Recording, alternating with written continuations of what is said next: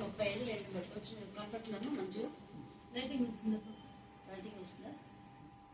యెషయా 35 2 బడి వచ్చినాడు. అది బహుగా పోవచ్చు ఉల్లసించి సంగీతములు పాడును. లెబనాను సౌందర్యము దానికి కలుగును. కర్నలో షారోనుకున్న సొగసు దానికి ఉండును. అవి యెహోవా మహిమను మన దేవుని తేజస్సును చూచును. సడిలిన చేతులు అంటే మనం ఎంత కష్టపడుతున్నా కూడా బలహీనంగా ఉంటే మనం ప్రార్థన చేస్తే చేతులు బలపడతాయి. అందుకని బలపరచుడి అంటున్నాడు. చర్చిల్లో మోకాళ్ళు అంటే మోకాళ్ళు అనేది ఎందుకు నడవడానికి అంటే మన జీవిత మార్గంలో ఏం చెట్టుపాటు లేకుండా ఇంటి విషయం అనుకోండి కొంచెం ముందు వెనకాల లేకుండా దేవుడు సాయం చేస్తాడు. అది మనం ప్రార్థన చేయాలి అందరూ. అందుకనే దృఢపరచుడి అంటున్నాడు. చదివిన వాళ్ళు మేము విన్న వాళ్ళు అందరం కలిసి ప్రార్థన చేస్తే దేవుడు త్వరగా ఆ ఇంటిని ఓపెన్ చేసి మీకు కావాల్సిన అది. తర్వాత ఏమంటున్నాడు? లెబానోను సౌందర్యము దానికి కలుగును అంటే అక్కడ ఉండే పిల్లలందరూ కూడా సంతోషం, సమాధానం, ప్రశాంతత. లెబానోను సౌందర్యం అంటే ప్రశాంతమైన జీవితము దేవుడు 2026లో మీకు నూతన గ్రహంలో దయచేయను గాక. ఆమేన్ ఆమేన్ ఆమేన్. ప్రార్థన చేసుకున్నాం. ప్రేమ నమ్మకం గల పరలోక తండ్రి, మీ కృపా ప్రేమ మా దేశం బట్టి ప్రశస్తమైన మీ సన్నిధానంలో బోధింపబడిన గొడవల రక్తాన్ని బట్టి మీకు స్తుతిస్తున్నాం. ముఖ్యంగా ఇంటి ప్రతిష్ట ఆలస్యం కాకుండా కృప దయచేయండి. త్వరగా ఇంటి ప్రతిష్ట అయితే ఏదో కొంత దేవ అమౌంట్ వస్తుంది, వాళ్ళకి సరిపోతుంది ప్రభా. మరి నా తల్లి ఆర్థిక సమస్యలు కొట్టివేయండి. మీ పరలోక వాక్యం నిలిపి ప్రజానంతరిస్తారు మన ఆశీర్వాదం ప్రోక్షించండి. ఆత్మతో సత్యంతో ఆరాధించడానికి మీ కృప దయచేయండి. మీ నెమ్మది సమాధి దయచేయండి. కుమారునికి మీ జ్ఞానాత్మక నింపండి ప్రభా. మరి చిన్న కుమారు కూడా దేవుని భయం, జ్ఞానం, వివేకం దయచేయండి. దేవ విక్టర్ పాలకు వచ్చిన దేవుని భయాన్ని, వాక్యం పట్ల ఆసక్తి, తల్లిదండ్రుల పట్ల విధేయత, చిన్న కుమారుడు కూడా మీరు దయచేయండి. పాపను కూడా ఆధ్యాత్మికంగా బలపరిచి తల్లిదండ్రులు చెప్పినట్టుగా విధేయత కలిగి ఉండటానికి మీ కృపా సాయం దయచేయండి. ఆయన సమస్త జ్ఞానం గురించిన దేవుని సమాధానం బిడ్డకి మీరు దయచేయండి. ఆ ఇంటి పైన అప్పు ఆర్థిక సంస్థలు ఏ ఇష్టంలో గద్దించి పాదాలుగా బంధించమని ప్రార్థిస్తాను. దేవ అప్పులు కొట్టివేయబడం కాక, నేను ఆమె కొట్టివేయబడం కాక, అది చేసిన కొట్టివేయబడం కాక. దేవ సంతోషం, సమాధానం దయచేయమని ఏ స్నామంలో ప్రార్థిస్తున్నాం తండ్రి. Amen amen. ఓకేమా? God bless you. ఒక వారం 2 వారాల ముందే చెప్పండి. That the triumphant of the wicked is short and the joy of the hypocrite but for a moment. अय्यूब 20 अध्याय 4 वचन कि दुष्टों का ताली बजाना जल्दी बंद हो जाता और भक्तिहीनों का आनंद बल पर रखते हैं. योबा 20 अध्याय 4 వచన ఏనందరే దుష్టల జయము స్వల్పకాలంబు కపటమైన సంతోషము క్షణమాత్రొద్దు. దుష్టులకు విజయము కొద్ది కాలముండును, భక్తిహీనులకు సంతోషము ఒక్క నిమిషం మాత్రముండును. అధ్యాయ యోబా 20 అధ్యాయ 4 వచన ఏనందరే దుష్టర జయము స్వల్పకాలంబు కపటమైన సంతోషము క్షణమత్రొద్దు. 29 అధ్యాయము 4 వచనము. సామెతల గ్రంథం 29 అధ్యాయం 4 వచనము. న్యాయము జరిగించుట వలన రాజు దేశమునకు క్షేమము కలుగజేయును, లంచము పుచ్చుకొని వాడు దేశమును పాడు చేయును.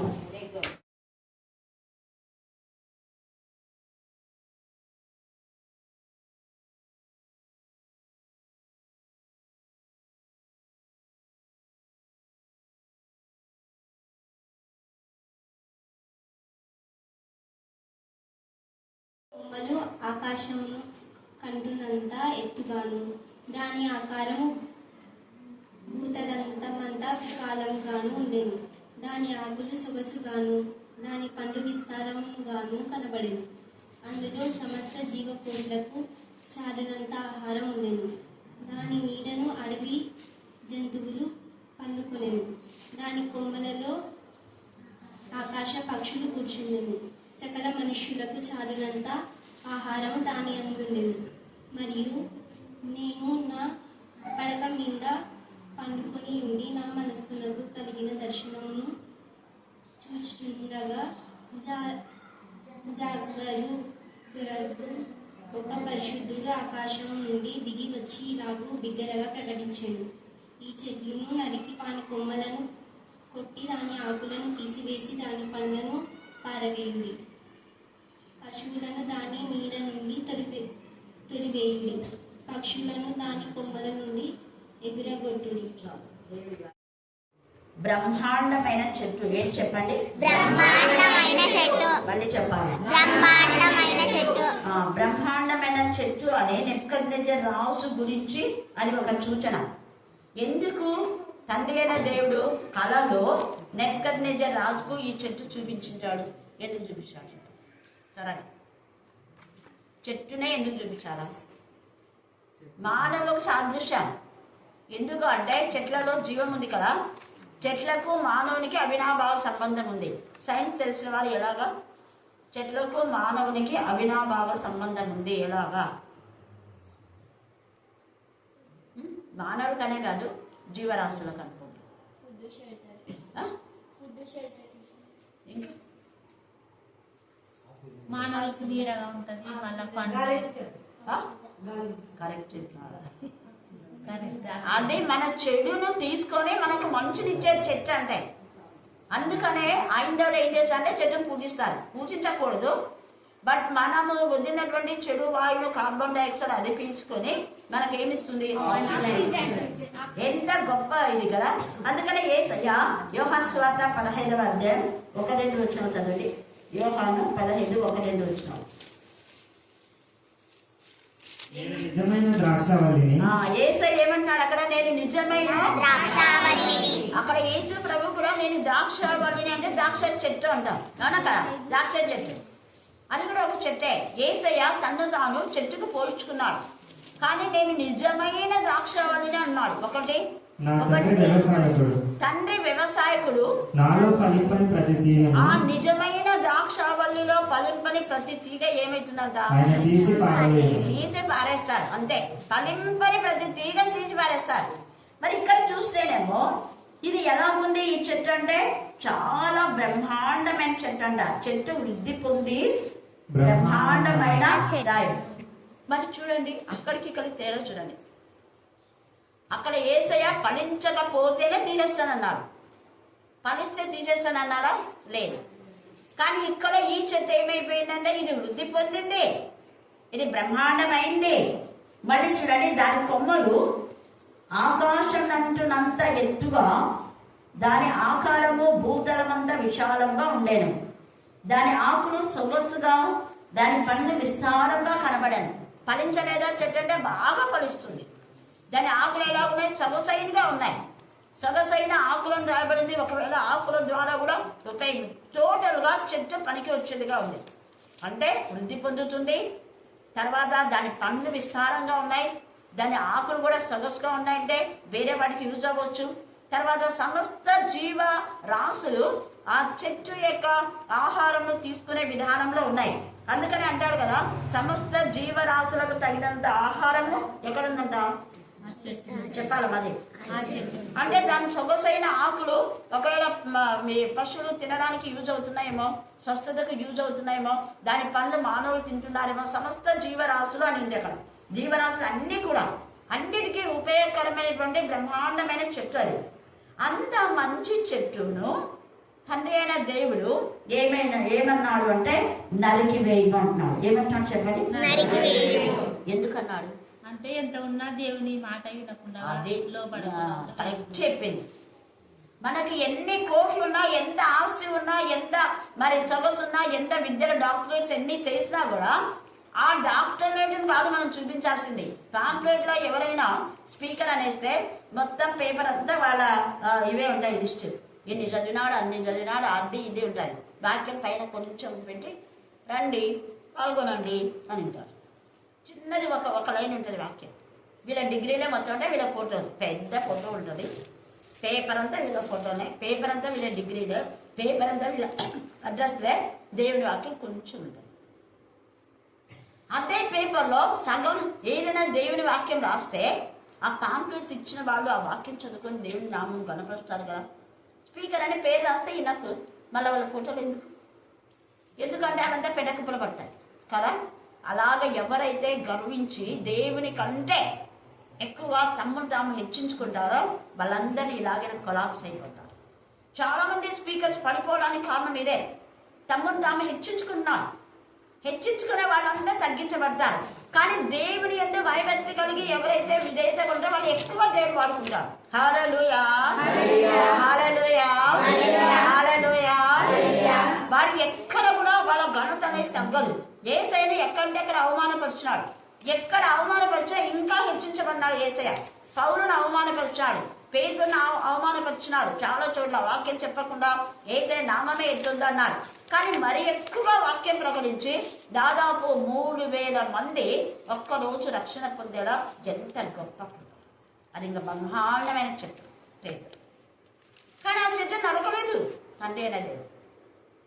ఆ చెట్టు ఫలిస్తూనే ఉంది. పేతురు అనే చెట్టు విరమూస్తూ ఉంది. పేతురు అనే చెట్టు ఎన్ని వేల మంది ప్రభు కోసం సంపాదిస్తుంది. పౌలు అనే చెట్టు కూడా అంతే. ఎంతమంది అన్యులను ప్రభులోకి నడిపించినాడు. రోమా చూస్తే ఒక లిస్ట్ ఉంది, ఎన్ని ఫ్యామిలీస్ ఉన్నాయి.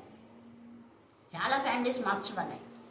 అయితే ఇక్కడ ఈ నెబుకద్నెజర్ రాజు తాను ఏం చేస్తున్నా అంటే తను చేసిన తప్పేంటంటే తనను చూసుకుని తను ముసిపోయినాడు. అందుకే యెహెజ్కేలులో కూడా ముసలి నైలు నది నాది అన్నాడు. నైలు నది ఉన్న ముసలి నీకు దేవుని ఉగ్రత వస్తుందని అక్కడ కూడా యెహెజ్కేలు ప్రవచిస్తాడనమాట. కాబట్టి ఈ రాత్రి కాల సమయం నందు మనం దేవునికి విరోధంగా ఏ పని చేయకూడదు. దేవునికి ఇష్టంగా ఏది చేస్తే అది చాలా ఘనత, మహిమ. ప్రతి విషయంలో దేవుని గణపరిచే వారంగా ఉండాలి. ప్రతి విషయం కృతజ్ఞత. ఇక్కడ దేవుని హెచ్చించినాడు, దేవుని నామాన్ని గణపరచాలి, దేవుని కృతజ్ఞత కలిగి ఉండాలి లేదు. అందుకనే ఇక్కడ వాక్యంలో అంటున్నాడు కదా, ఎంత చక్కగా చెట్టు వృద్ధి పొంది బ్రహ్మాండమైన దాయను, దాని పైకమ్ములేమో ఆకాశం అంటున్నంత ఎత్తుగాను, దాని ఆకారము భూతలమంత విశాలంగా ఉండెను, దాని ఆకులు సొగసుగాను, దాని పండ్లు విస్తారంగా కనపడెను, అందులో సమస్త జీవకోట్లకు చాలునంత ఆహారం ఉండెను, దాని నీడను అడవి జంతువులు పండుకొనెను. ఇక్కడ మనం చూస్తే కొన్ని విషయాలు గమనించవచ్చు. సమస్త జీవకోటికి ఉన్నటువంటి ఆహారం ఉంది. ఈ యొక్క నెబుకద్నెజర్ రాజు కొన్ని మేలు చేశాడు. పేదలందరినీ కూడా ఆదరించి వాళ్ళకి పొలాలు ఇచ్చి వాళ్ళని బాగా సంరక్షించాడు. అది మంచి బుద్ధే. తర్వాత పశువులను కూడా బాగానే చూస్తున్నాడు. ఇక్కడ చూస్తే మనకు అర్థమవుతుంది, చాలినంత ఆహారం ఉంది. పశువులను బాగా చూస్తున్నాడు, పక్షులను బాగా చూస్తున్నాడు. సకల మనుషులకు చాలంత ఆహారం కూడా పంచిపెట్టి ఉండవచ్చు మేబీ. మరియు నేను నా పడక మీద పరుండి ఉండి నా మనస్సున కలిగిన దర్శనం చూచుండగా జాగరూకుడగు ఒక పరిశుద్ధుడు ఆకాశం నుండి, జాగరూకులగు అంటే వేకుజామున, జాగరూకుడగు పరిశుద్ధుడు. చూడండి ఎంత బాగుందో. ఆయన పేరు చాలా పేర్లు ఉన్నాయి తండ్రి అయిన దేవునికి. ఇక్కడ ఈయన పెట్టినటువంటి పేరు జాగరూకుడగు ఒక పరిశుద్ధుడు ఆకాశం నుండి దిగివచ్చి ఇలాగ ఏమన్నా బిగ్గరగా ప్రకటించను, ఈ చెట్టును నరికి దాని కొమ్మలను కొట్టి దాని ఆకులను తీసివేసి దాని పండ్లను ఏమంటున్నాడు అండర్లైన్ చేసుకోండి. పండు ఏం చేయాలంట?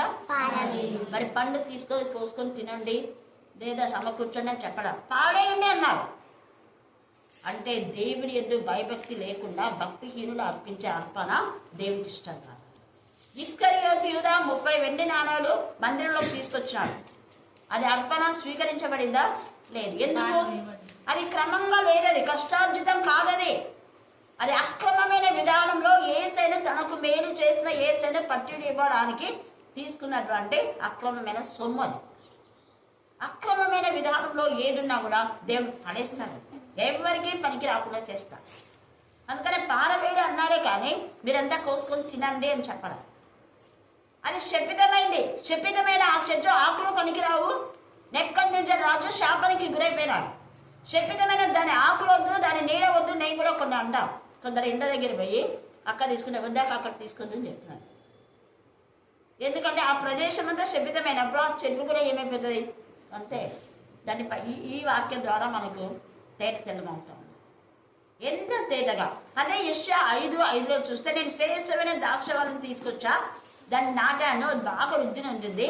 కానీ తిరిగి పండ్లు చూస్తే ఏమైతే కారుదా తింటాం, అవి పడేయడానికి, అవి పడేయడానికే. ఎందుకంటే ఆ చెట్టు ఫలిస్తుందని నేను ఎంత చూసినా దానికి అన్ని చేయవలసినవన్నీ చేస్తా. నేను కృతజ్ఞత లేదు. విశ్వాసఘాతకురాలు, విశ్వాసఘాతకులు అయిపోయినా.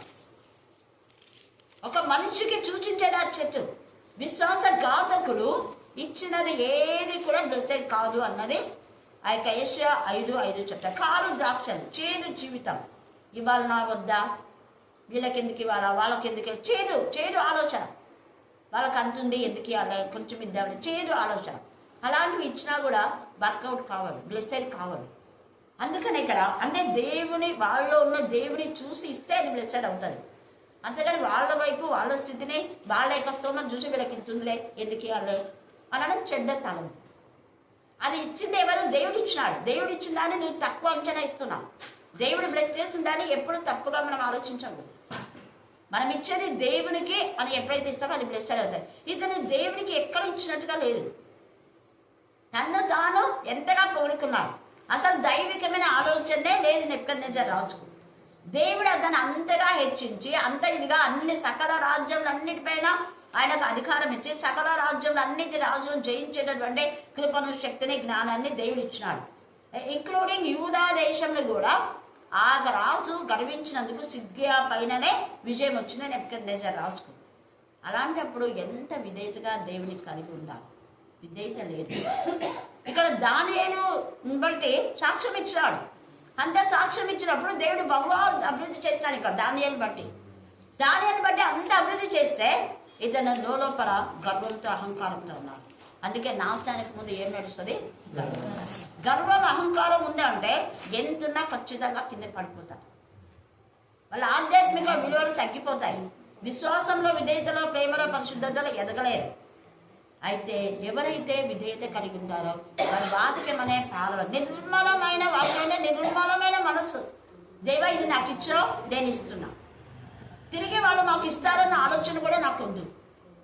నాకు ఇచ్చినా ప్రభా నేను ఇస్తున్నా, ఇది కృతజ్ఞతగా ఇస్తున్నా, ఈయన దీన్ని నువ్వు ఆశీర్వదించు. అంతనే ఉండాలమ్మా.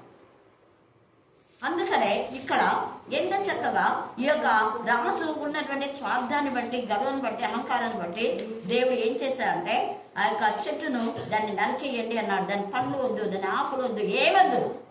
కానీ కనికరం గల తండ్రి ఏం చేసినాడు చెప్పండి చెట్టు గురించి. కనికరం తండ్రి ఏం చేసినాడు?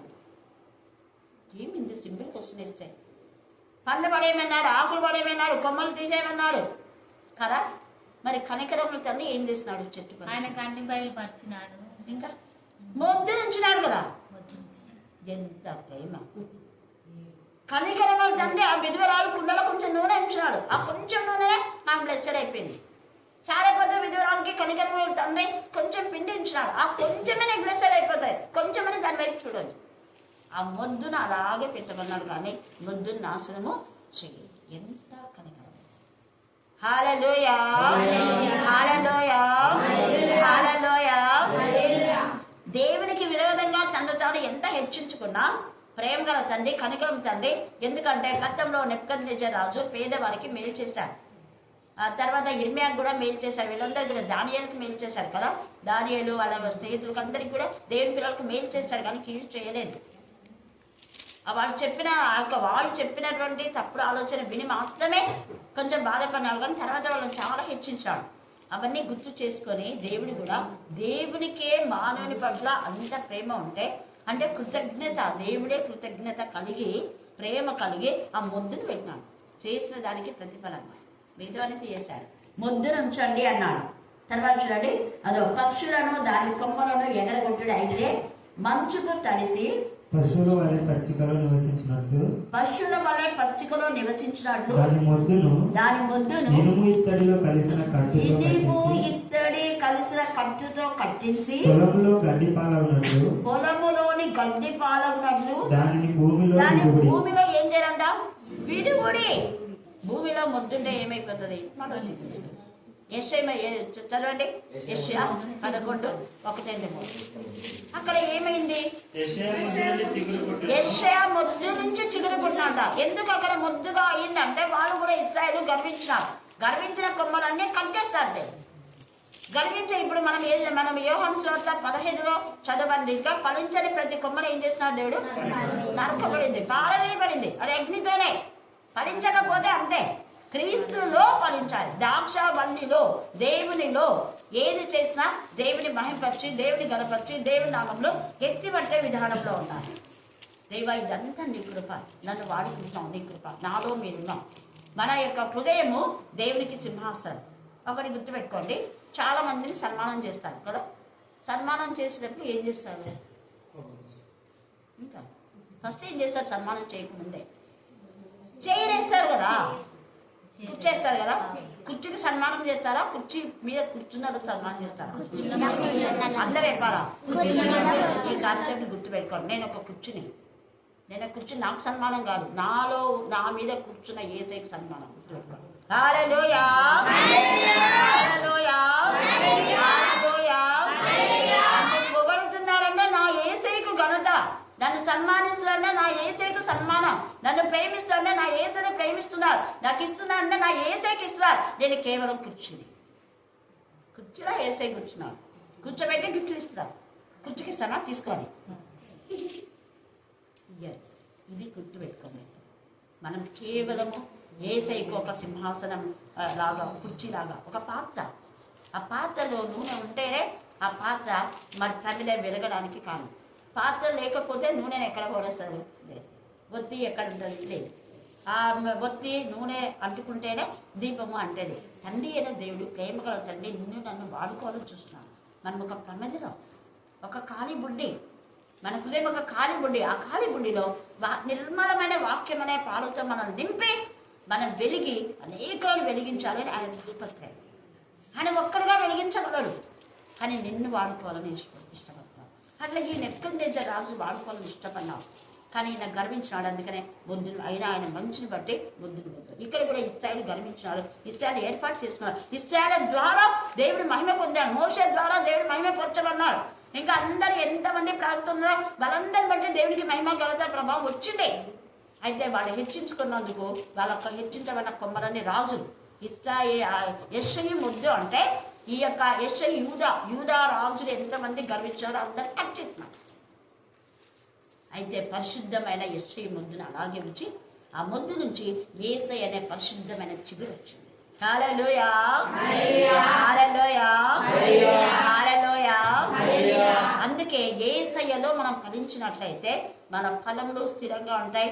మన ఆకులు అంటే టోటల్ గా నువ్వు ఒక చెట్టు అయితే నీ కళ్ళు దేవునికి మహిమకరంగా ఉంటాయి, నువ్వు యొక్క వినికిడి దేవునికి మహిమకరంగా ఉంటుంది, నీ మాట దేవునికి మహిమకరంగా ఉంటాయి, నీ కార్యాలు దేవునికి మహిమకరంగా ఉంటాయి, నీ నడక దేవునికి మహిమకరించి, నీ థాట్స్ దేవునికి మహిమకరంగా ఉంటాయి. మనం ఆలోచించే ఆలోచన దేవునికి ఇష్టంగా ఉందా లేదా? టోటల్ గా మన బాడీ, మన మైండ్, మన సోల్, బాడీని దేవుడు వాడుతుంటాడు. హల్లెలూయా, హల్లెలూయా. అందుకనే పౌలు అంటాడు, నేను ఆత్మతో పాడుదును మనసుతోనూ పాడును. నా ఆత్మ దేవునితో కలుస్తుంది, నా మనసు దేవునితో కలుస్తుంది. కాబట్టి నేను ఆత్మతో మనసుతోనే పాడుదు, ఆత్మతోనూ సత్యంతోనూ ఆరాధించు. నా ఆత్మ సత్యమైన వాక్యంతో నింపబడింది కాబట్టి ఆ సత్య వాక్యాలను బట్టే దేవుని స్తుతిస్తున్నా, మహిమపరుస్తున్నా, ఘనపరుస్తున్నా. ఎందుకు బాగుంది? దేవుడు మనలో కలవాలని ఇష్టపడుతున్నాడు, మనతో నివాసం చేయాలని ఇష్టపడుతున్నాడు. అందుకని ఇక్కడ దీన్ని కొట్టివేయడానికి కనికరం తండ్రి దాన్ని అలాగే విడుదలన్నాడు. 7 కాలంలో గడుచు వరకు. ఎంతవరకు అంట? అది శ్రమ పొందిన దేవుడు మేలు కోసమే శ్రమనిస్తాడు, కీడు కోసం కాదు. కీడు కోసం ఎవరిని ఆయన అసలు శోధించాడు. మనం ఈ కీర్తనలో కూడా చాలా చోట్ల ఆ మాట ఉంది. 37 3వ వచనం చదవండి. కీర్తన 37:3.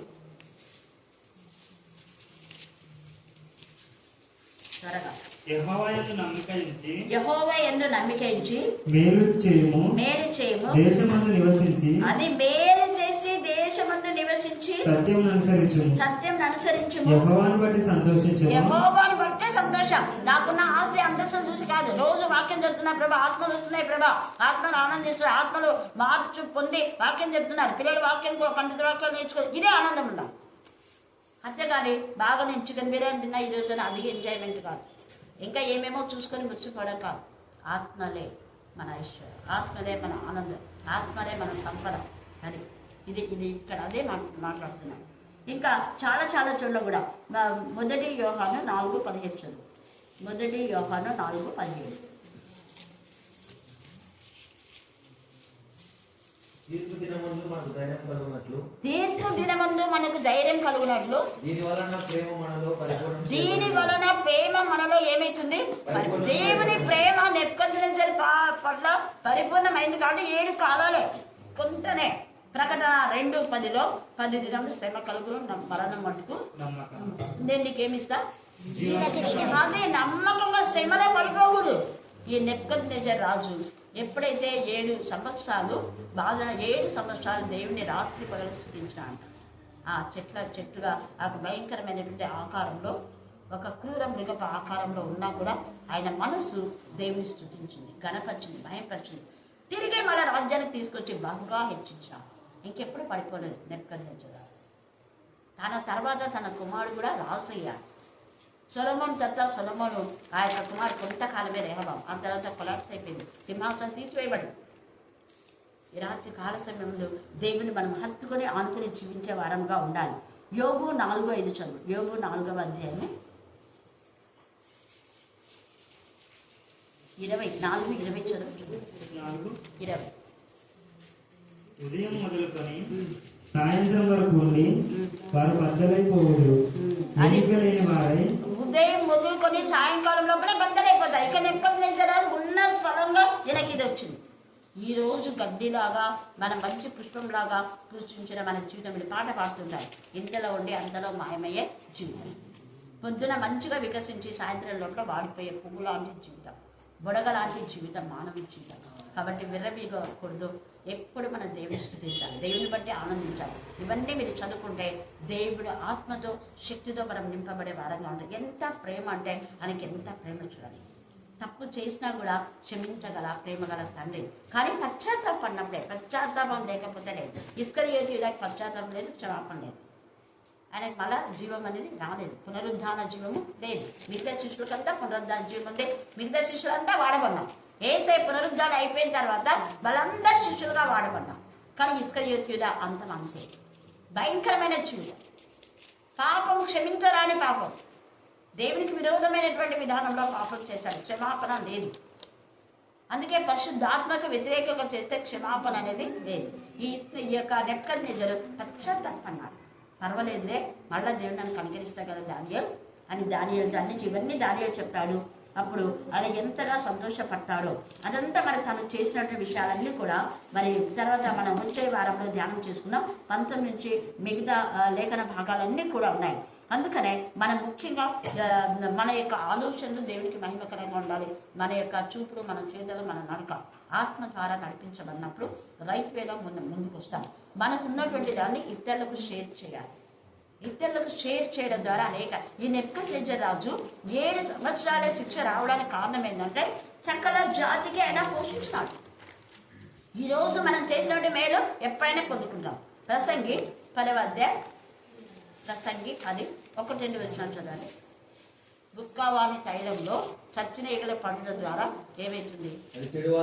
చెడు వాసన. నేను అదే చెప్పేది. మనం ఎంత పని చేసినా కూడా ఒక్క చిన్నది ఏమైనా చెడగొడితే ఏమవుతుంది? పొద్దు నుంచి ఈవినింగ్ వరకు మనం పని చేస్తాం, కానీ ఒక్కటి దేవునికి కోపం వచ్చే పని చేస్తే అన్ని కొలాప్స్ అయిపోయి కోపమే వస్తుంది. అలాగనే 11 ప్రసంగి 11:1-2 నీ ఆహారం ఇది అండర్లైన్ చేసుకొని కండక్ట్ చేయండి. పిల్లలు మీరు కండక్ట్ చేయండి. మీరు ఈ రోజు నేర్చుకున్న ఈ వాక్యము కొన్ని రోజులకు మీకు డిసైడ్ అవుతుంది. మీ ఆహారం నీళ్ల మీద వేయము, అది అనేక దినమైన తర్వాత నీకు కనపడు. నీకు ఖచ్చితంగా దేవుడు ఇస్తాడు బ్లెస్ చేసి. ఈ రోజు నువ్వు చేసిన మంచి, ఈ రోజు నువ్వు ఇచ్చిన కానుకలు, వాక్యము, నువ్వు ఇచ్చిన సాక్ష్యము, నువ్వు పాడిన పాట, నువ్వు చేసిన ప్రార్థన ధూపమై దేవుని సన్నిధిలో చేరి అక్కడి నుంచి మనకు బ్లెస్సింగ్స్ వస్తాయి. కాబట్టి మనం ఎప్పుడు భయపడద్దు, బాధపడద్దు.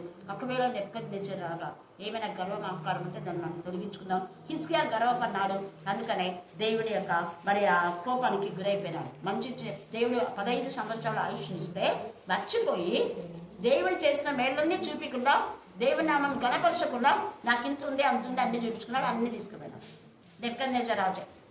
వాళ్ళంతా నీ కుమారులంతా నపుంసకులు అవుతారన్నారు. నపుంసకులు చూడండి, అంతవరకు మంచిగానే ఉన్నాడు హిజ్కియా.